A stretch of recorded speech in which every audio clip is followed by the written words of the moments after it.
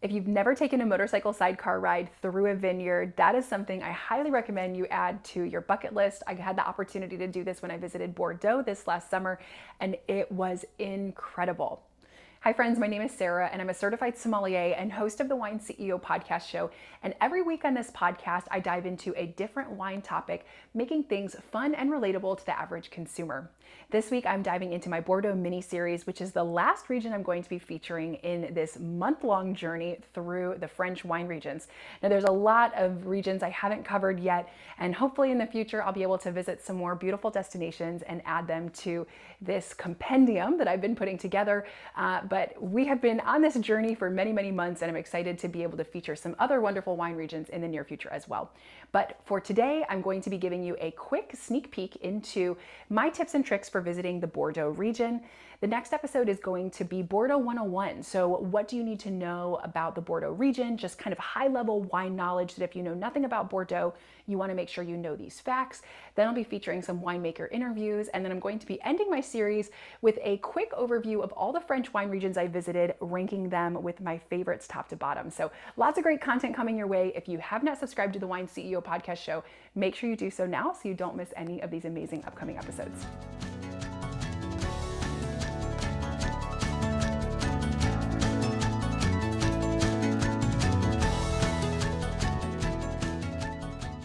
All right, now before we dive too deep into this podcast episode, I have to give a quick disclaimer to start because I've promised to always be fully transparent and honest with you all.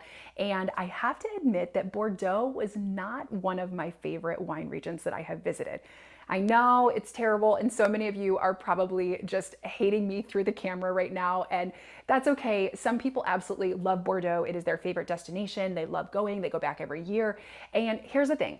I will go back to Bordeaux many times. I loved Bordeaux, and I love the wines of Bordeaux, the history, the food, the culture, the people. It's a wonderful place to visit. I'm just admitting that compared to a lot of other French wine regions that I visited, Bordeaux was not my favorite. And I'll give a little insight into that in today's episode, but I will share it in a little bit more detail in the last episode in my France series, where again, I will rank each of the wine regions that I visited one by one and talk a little bit more about that. But I guess in totality, I felt like for Bordeaux, it's located on the west coast of France, and so it's situated around the Gironde estuary, and it's always historically been a really industrial port, so a lot of shipping and a lot of manufacturing, and so because of that, the city is just very industrial focused, and I felt like it wasn't quite as picturesque maybe as some of the other wine regions that I visited.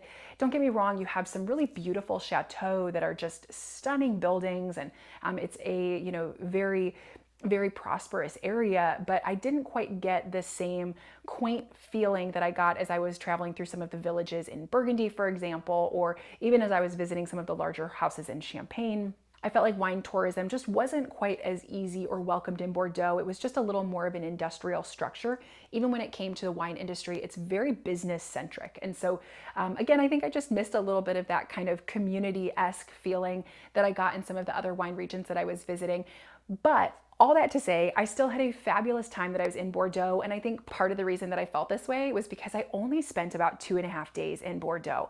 Not enough time at all. I really think that in order to enjoy the Bordeaux region at its fullest, you really need at least like 4 to 5 days there. It is just such a large region. There's so much to see, and it's so different depending on if you're on the left bank or the right bank or Entre-deux-Mers in the middle. And so I think 2.5 days was just clearly not enough time.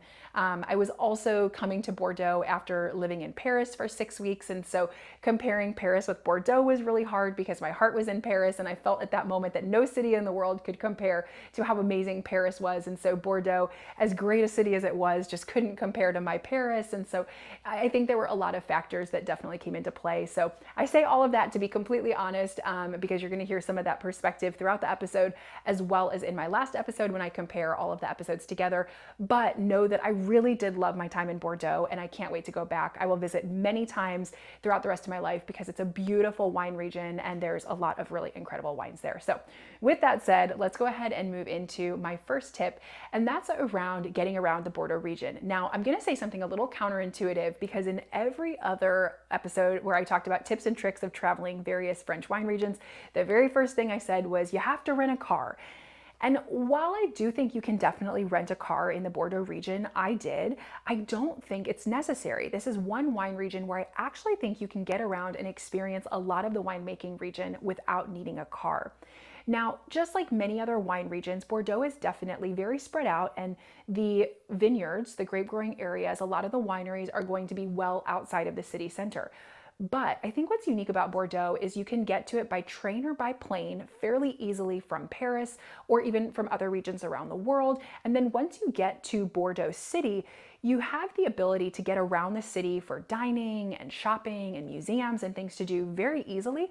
And there are tons of guided tours that leave Bordeaux all the time and take you to both the left and the right bank to be able to go visit wineries. The thing about Bordeaux is that it is very, very large. So as a region, it is one of the largest wine regions in the world. It's larger than Napa. And so from a space concept, even if you have a rental car and you're driving around for hours each day you're there, you're not going to be able to see it all. So I really think what you have to do is be a little more calculating about where you want to go and what you want to see. And you also have to plan far in advance because Bordeaux especially, you need to book your reservations for wineries. There are a lot of wine regions where you can go online the day before or the day of, and you can easily find a winery that has availability and you might be able to book them. But Bordeaux is a little different. I found that the region is definitely a little more structured when it comes to wine tourism.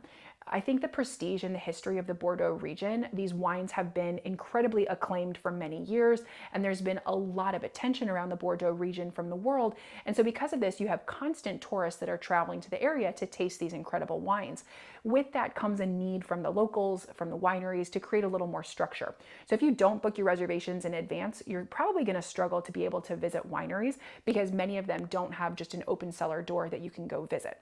So I think the benefit that you have when you book with a local tour guide, whether that's going on a motorcycle sidecar ride or taking another group tour throughout the area or an individual guided tour throughout the area, you have a local who knows the region, knows the roads really, really well, and has connections at the local wineries. So they're going to be able to get you in for these tours and get space at various wineries for small group tastings and things that might be difficult to do on your own. It's interesting because I definitely think that in a lot of other wine regions around France, again, it's much easier to be able to just walk up to a winery or drive up and be able to maybe get a tasting, but that is definitely not the case in Bordeaux. It's a little more structured, a little more formal even when it comes to the wine tastings. And so I think having that tour guide, that local who really knows the region and has those connections can help a lot, especially if it's your first time in Bordeaux. If you're not quite sure exactly which wineries you want to be tasting at, or you're not familiar with a lot of the wines there, I think going with a guided tour is perfect. And so in that instance, you don't necessarily need a car to be able to get around because your tour guide will likely be able to pick you up right from the Bordeaux city center and then take you wherever you want to go.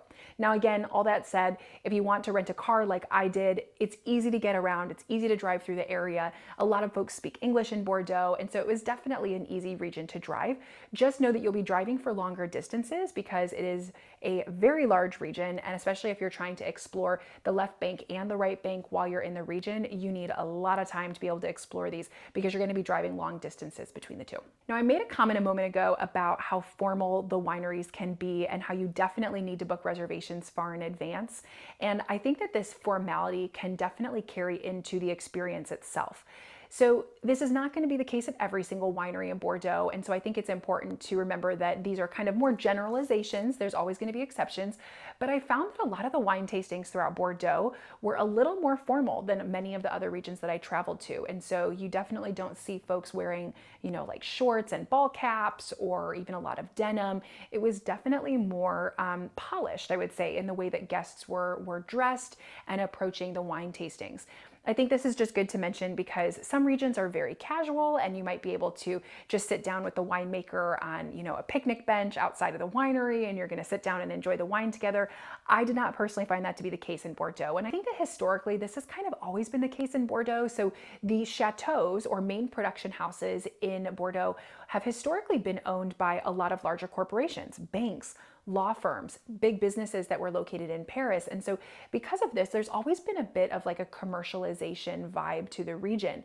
Not to say that there aren't a lot of smaller families that have owned their winery for many generations and been making wine in smaller production. That's definitely the case. And so I don't want you to think that every single wine tasting experience in Bordeaux is really bougie and refined. But I think that there's definitely, again, a large commercialization trend that has made much of Bordeaux feel very industrialized, a little more structured and refined and polished because of the corporate aspect. And so it may not feel quite as quaint as, say, Burgundy or the Loire or some of the other regions throughout France. So just something to keep in mind as you're traveling throughout Bordeaux. I think a lot of folks have had similar experiences where it tends to be a little more refined, a little more of a polished wine tasting experience. So something to keep in mind as you're planning your wardrobe and traveling to the region. Now, I mentioned Bordeaux City Center, and downtown Bordeaux has so much to offer. It is a really cool university town, so there's a lot of hip coffee shops and fun wine bars and great places to check out. There's amazing restaurants, so it has a really cool vibe, and the city has a lot to offer. If you're looking for things to do in the evenings after wine tasting, there's great museums to check out. In fact, there's La Chite du Vin, so the wine museum that is world-renowned. It is a phenomenal wine museum, and anyone who loves wine definitely has to check it out while you're in Bordeaux. But I think that the city itself just has a lot to offer, great shopping and fun things to do. So if you're definitely looking for more of a nightlife aspect or fun things to be able to do in the evenings after you wine taste, I would definitely stay in Bordeaux. Now, there's a lot of really beautiful towns and villages that are outside of Bordeaux. My friend Jeannie and I chose to stay in Saint-Emilion, and Saint-Emilion is a small medieval village that is on the right bank. It is well renowned for some incredible red wine, and we chose to stay in Saint-Emilion because we had just come from Paris, and after 6 weeks in the big city, which we loved, we were looking for a little bit of a different vibe, something a little bit slower, quaint, really beautiful village, and that is exactly what Saint-Emilion is. It is this cute village that just has cobblestone streets and beautiful old churches and great restaurants and quiet wine bars. And so it was very quaint, and it's a fun city where a lot of tourists will travel during the day to see the historic monolithic church. So this is a 12th century church that is completely underground, and it was carved underground, and it still stands to this day. Absolutely incredible feat of architecture. And there's a beautiful bell tower attached to it as well. So you can tour the bell tower, tour the church, and have the opportunity to see this incredible historical church. And it is definitely a high point that you cannot miss if you're in the region, and definitely if you're going to Saint-Emilion. So we loved Saint-Emilion. We would go to a wine bar in the evening and then just wander through the quiet streets, walking the cobblestone and enjoying quiet music. And it was a very cute little town. Again, very slow. So if you're looking for more of the nightlife aspect and fun things to do in the evening, I would stay in Bordeaux City. Also, if you are going to stay in Saint-Emilion because you're looking for more of that, quiet medieval town, beautiful stone kind of vibe, you definitely need to rent a car, because I think it's a little bit more difficult to get around and do things when you're starting from Saint-Emilion. And so that would be my recommendation. Again, if you're taking the train or flying into Bordeaux City, you're fine. But if you want to stay in Saint-Emilion, you probably want to rent a car. Now, there's a lot of tours that will take you from Bordeaux City to Saint-Emilion. So if you just want to go for the day and enjoy the city, see the monolithic church, check out some of the wineries in the region, there's a lot of great tours that'll take you to the region as well. Now let's talk about wine for a second. So in the next episode, I'm going to be going completely into Bordeaux 101. So I'm going to give you a much deeper overview into everything you need to know wine related when it comes to the Bordeaux region. But obviously the main region most people are traveling to Bordeaux is going to be for wine. Now Bordeaux as a region is really beautiful. There's a lot there. Again, I mentioned that Bordeaux City is a university town, so there's going to be a lot of students there. And because Bordeaux is along the coast, well, you're a couple hours from the coast, but about 2.5 hours from the coast, there's great beaches, there's great seafood, there's going to be a lot of great surfing. And so it's a really fun region to visit, even if you honestly have no interest in wine whatsoever. But I'm going to argue that the majority of people that are coming to Bordeaux are coming for the wine. Bordeaux is world renowned for the red wine coming from this region. And so a lot of folks, when they think of Bordeaux, it is synonymous with red wine. And so they're coming to the region because they want to be able to taste some of this incredible wine that they have been able to enjoy elsewhere in the world, and they want to enjoy it in its home. I mentioned red wine because that is what Bordeaux is known for. The majority of the wines being made in this region are red. Now, unlike a lot of other regions of the world where they may focus specifically on a particular variety, Bordeaux is known for its blending. And so you're going to find a lot of unique blends of red wine throughout the region. Most of them come from similar grape varieties, but there's a lot of winemaker creativity that comes into play, where the winemaker is going to choose the type of blend that they want to do, the amount of particular grape varieties they're using. And so the great thing about traveling to Bordeaux is that you will find great diversity in the wines you're tasting, even though you're going to stay within the same region and they're using a lot of the same grape varieties. There's still incredible depth of flavor and diversity when you're tasting wines. And I think this is important to note because a lot of people I talk to will only travel to a particular wine region for 1 or 2 days. And then they say, oh, Sarah, I'm just tired of drinking the same type of wine over and over. And so I can't spend more than 2 days in this particular wine region. I definitely don't think that's the case with Bordeaux. As I mentioned to you already, I feel like you need at least 4 or 5 days to enjoy everything Bordeaux has to offer because it is such a big region. But even when it comes to wine, I don't think you'll get tired because there's just so much to explore. Now, if you're not a red wine fan and you typically prefer white or maybe sparkling, it might be a little more challenging for you because most of the wine tastings you're going to go to are going to feature red wines in this region because that's what the region is known for. Now, that said, there are amazing white wines and actually sweet wines that are being made in this region as well. So you will get to try a lot of other wines if you're not a huge red wine fan, but just know walking into it that most of what is featured in this region is amazing red wine, bold flavor, grapefruit characteristics, a little bit of spice. These are going to be some phenomenal red wines, many of which are age-worthy, high complexity. And so we're world renowned for a reason. There's some amazing red wines and definitely something that even if you're not a huge red wine fan, try it when you go because that's what the region is known for, and I think you will really find some great wines. And outside of wine, we can definitely talk about food as well. Great food coming out of Bordeaux. Now, a lot of the Bordelais would probably tell you that their cuisine is a little more simple. They, for a long time historically, were farmers and hard workers in the vineyards, and so they ate very simple but hearty cuisine. That has changed as there's some incredible chefs that are throughout the Bordeaux region that have classical training and some really unique modern tricks up their sleeves. And so there's some great food coming out of Bordeaux. I had some phenomenal meals in Saint-Emilion and as we were traveling throughout the region. And so it is definitely a great place for foodies as well.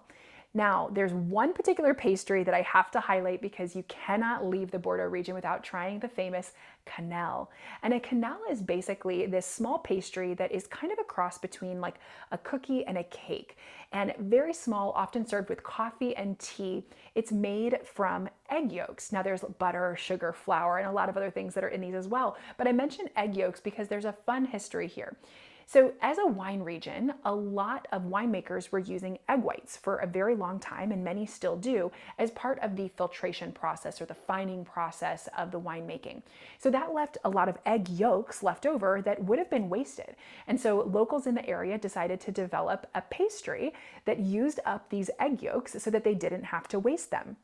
That's how the quenelle came to be. And so it's really interesting to see how now this pastry is very famous throughout France. And so a lot of folks will come to the Bordeaux region and enjoy these quenelles and not even realize that they actually came about as a byproduct of the winemaking industry. And so the history of the region, the culinary story of the region, and the wine is all highly intertwined because it's been such a huge part of the culture of this region for so long. And so the locals living in that area, their lives have been so connected to winemaking for so long that even a lot of their traditional pastries and cooking and things like that are connected to winemaking as well. So I had a quenelle that was dipped in chocolate, and I also had some that were just plain. And honestly, no matter how you enjoy them, they're absolutely phenomenal. So it's something you can't miss as you're traveling through Bordeaux. All right, so the last thing I want to mention today is kind of the right time to visit Bordeaux. And there's 2 main time periods that I like to recommend folks avoid.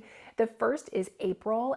So one of the largest wine events of the year happens in Bordeaux in April, where basically wine that has been produced is sold with the intention that it won't be shipped to distributors and consumers until the future. And so these wines are called futures, and it's in essence kind of like a wine auction where wines are tasted and then sold, and then they'll go back for aging before they're actually distributed out.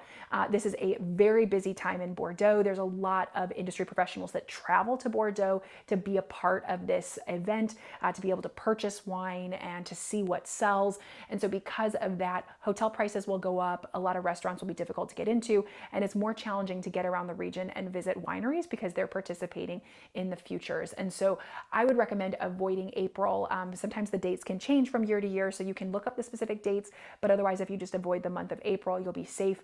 The other time to avoid is the harvest season. And this is a debatable topic because it can be really fun to visit a wine region during harvest. So you can see the grapes being harvested and you can maybe even see some of the production occurring. But I think the downside to visiting during harvest is that the winemakers are so busy, so they're not able to meet with anyone who's visiting the region. Usually the staff at the winery is also very busy, and so there might be adjusted hours at the winery. They may not be offering tastings or tours. In addition, the region is stressed because a lot of the workers are out in the fields or helping in the wineries, and so many restaurants may be closed and things may not just be as open and accessible as they typically are. And so I think it's better to avoid even the September timeframe, late August through September in Bordeaux, because they're going to be very busy with the harvest, and so it's going to be also a difficult time to visit the region. So I would recommend either going in May, June before it gets too hot. Jeannie and I visited in August and it was so hot. It was over 100 degrees Fahrenheit and we wanted to die. Or you can visit after the harvest, maybe go in October, November, and that would be a really good time to visit as well. So I know these are just some quick high-level tips on visiting the Bordeaux region. Hopefully it gave you a quick taste into what to expect in our next episode, Bordeaux 101. In that episode, again, I'm going to focus more on the winemaking history, the region itself from a wine perspective, the grape varieties to know about, the communes to know about. So it's going to be a really fun overview. Whether you are studying for an upcoming wine exam or you just want to learn more about the Bordeaux region, it's an episode that you don't want to miss. And even though I said that Bordeaux is not my favorite wine region, as you can tell, there's a lot to see and a lot of fun things to check out. So well worth a visit to the Bordeaux region and a place that I look forward to going back and visiting, I promise, multiple times in the future. And if you loved today's episode, or if you just love Bordeaux and you want to tell me that I'm totally wrong and it's the best region in the world to travel to, drop a comment below for this video. Let me know your thoughts. I'd love to get the conversation started. You can definitely try to persuade me and tell me that it's the best region in the world. I definitely enjoy Bordeaux and I look forward to traveling there again in the future to explore more of what it has to offer. And I obviously still love the wines and drink them very often. So hopefully you learned something new and enjoyed this quick episode to learn a little bit more about the Bordeaux region, and I will catch you all in the next episode of the Wine CEO Podcast.